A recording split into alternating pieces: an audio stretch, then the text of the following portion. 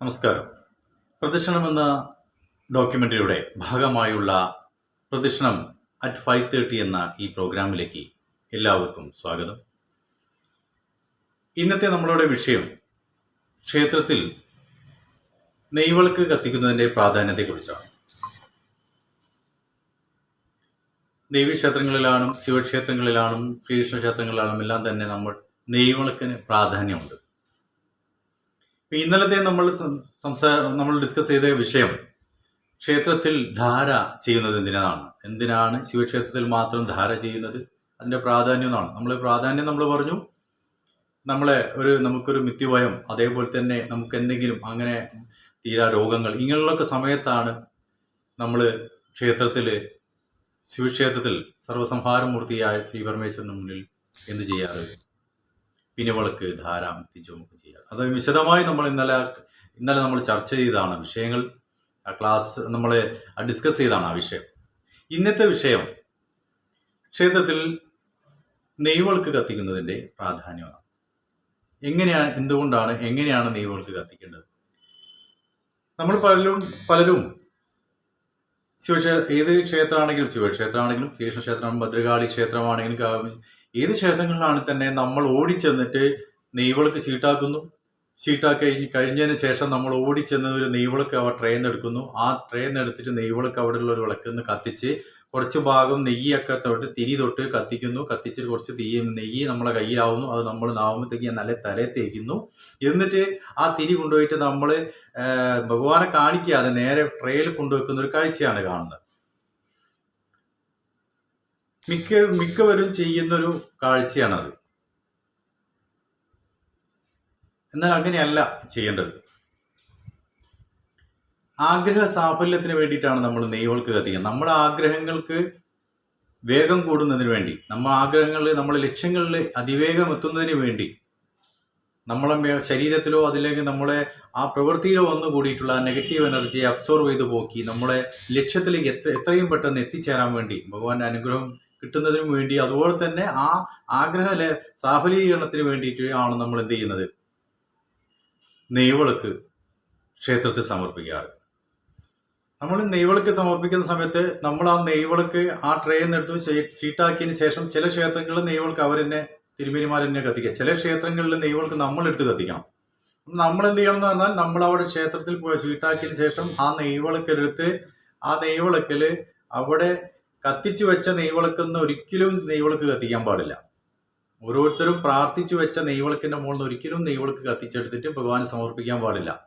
നമ്മൾ ആ നെയ്വിളക്ക് എടുത്തിട്ട് നമ്മൾ എന്ത് ചെയ്യണം? അവിടെ ഉണ്ടാവും, ഒരു വിളക്ക് വെച്ചിട്ടുണ്ടാവും, ഒരു നിലവിളക്ക് അതിനായിട്ട് വെച്ചിട്ടുണ്ട്. ആ നിലവിളക്കിൽ നിന്ന് ഭഗവാന്റെ സന്നിധിയിൽ വെച്ച് ആ വിളക്കിൽ നിന്ന് നമ്മൾ ആ നെയ്വിളക്ക് കത്തിച്ചിട്ട് നമ്മൾ പെട്ടെന്ന് പോയിട്ട് ആ ട്രെയിൽ കൊണ്ടുവെക്കാൻ പാടില്ല. നമ്മൾ എന്ത് ചെയ്യണം? നമ്മൾ ആ നെയ്വിളക്ക് കത്തിച്ചതിന് ശേഷം ഭഗവാന്റെ സന്നിധിയിൽ വന്നു നിന്നിട്ട് ഭഗവാനോട് നമ്മളെ ആഗ്രഹങ്ങളും നമ്മളെ വിഷങ്ങളും, ഒരാൾ നശിച്ചു പോകാനോ ഒരാൾ നശിക്കട്ടെ എന്നോ അങ്ങനെയല്ല പ്രാർത്ഥിക്കേണ്ടത്. നമ്മളെ ആഗ്രഹങ്ങൾ എന്താണ്, അതിലേക്കുള്ള ആക്റ്റീവ് എനർജി അബ്സോർവ് ചെയ്തു പോകാനും നമ്മുടെ ആഗ്രഹ സബലീകരണം എത്രയും പെട്ടെന്ന് ആക്കിത്തരണേ എന്നാണ് നമ്മൾ പ്രാർത്ഥിക്കേണ്ടത്. അങ്ങനെ നമ്മൾ ഭഗവാന്റെ മുന്നിൽ പോയിട്ട് നമ്മൾ മനസ്സൊരുക്കി അവിടെ പ്രാർത്ഥിച്ചതിന് ശേഷം മാത്രമേ ഉള്ളൂ ഭഗവാന്റെ മുന്നിൽ സമർപ്പിക്കണം.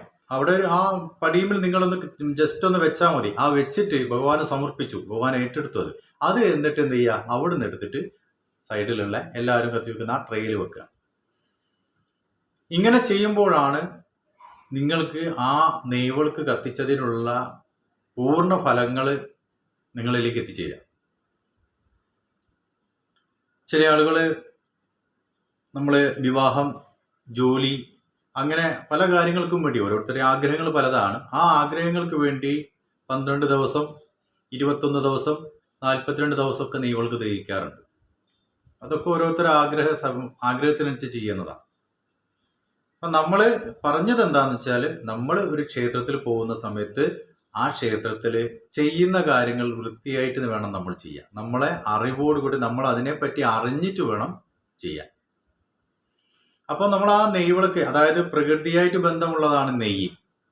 പശുവിൽ നിന്നാണ് നെയ്യ് വരുന്നത്. ആ നെയ്യ് പ്രകൃതിയാണ്. പശു കഴിക്കുന്നതെല്ലാം പച്ചിലകളൊക്കെ തന്നെ ഈ പ്രകൃതിയായിട്ട് ബന്ധമുള്ള ഈ നെയ്വിളക്കിന് സാധാ നമ്മൾ എണ്ണ വിളക്കിനേക്കാട്ടിലും ക്ഷേത്രത്തിൽ വളരെയധികം പ്രാധാന്യമുണ്ട്. ആ ദേവീദേവന് ഏറ്റവും കൂടുതൽ താല്പര്യവും അതുപോലെ തന്നെ ദേവീദേവന്റെ ഏറ്റവും കൂടുതൽ ഇഷ്ടപ്പെടുന്ന എന്നതും ഏതാണ്?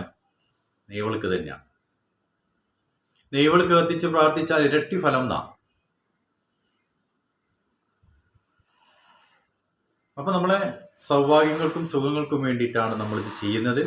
അപ്പൊ ഇനിമേൽ നമ്മൾ ആരെങ്കിലും ക്ഷേത്രത്തിൽ നെയ്വിളക്ക് കത്തിക്കാൻ പോയി കഴിഞ്ഞാൽ നെയ്വിളക്ക് നമ്മൾ ഈ പറഞ്ഞ രീതിയിൽ വേണം നമ്മൾ പ്രാർത്ഥിച്ചു വെക്കാൻ. ആ ഒരു പോസിറ്റീവ് എനർജി നിങ്ങൾ അവിടെ ആ നെയ്വിളക്ക് അവിടെ ക്ഷേത്രത്തിൽ ഭഗവാന് മുന്നിൽ സമർപ്പിക്കുന്ന സമയത്ത് ഭഗവാനോട് നിങ്ങൾ ആഗ്രഹങ്ങളും പറയുന്ന സമയത്ത് നിങ്ങളുടെ ദുരിതങ്ങളും നിങ്ങൾ പറയുന്ന സമയത്ത് ആ ശിലയിൽ നിന്ന് വരുന്ന ആ പോസിറ്റീവ് എനർജി നിങ്ങളുടെ ശരീരത്തിൽ കടന്നുകൂടിയിട്ടുള്ള ആ നെഗറ്റീവ് എനർജിയെ അബ്സോർവ് ചെയ്ത് കളയും. അപ്പം ഇനി നമ്മൾ പോകുന്ന സമയത്ത് നമ്മളെല്ലാവരും നെയ്വിളക്ക് കത്തിക്കുമ്പോൾ ഈ മേൽപ്പറഞ്ഞ കാര്യങ്ങൾ ശ്രദ്ധിക്കുക.